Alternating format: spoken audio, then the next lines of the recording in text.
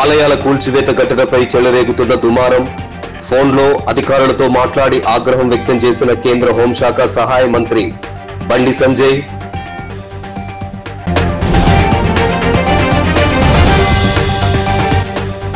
ఆలయాల కూల్చివేత ఘటన నేపథ్యంలో ఆధ్యాత్మిక కార్యక్రమం.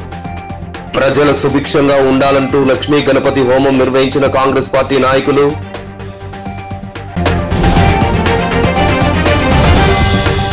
ఆలయాల కూల్చివేత ఘటనలో 100% ఎమ్మెల్యే ప్రమేయం ఉంది. బీజేపీ నాయకుల ఆరోపణ.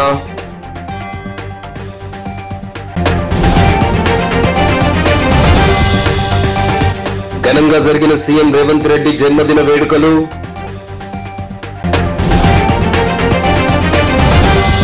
ఎన్నికల సందర్భంగా ఇచ్చిన హామీని నెరవేర్చండి, మారుపేర్ల సమస్యను పరిష్కరించండి, ముఖ్యమంత్రిని కోరిన బాధిత కుటుంబాలు.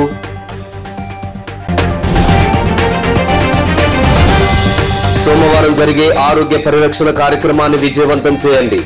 సింగరేణిలకు RG1 GM లలిత్ కుమార్ పిలుపు.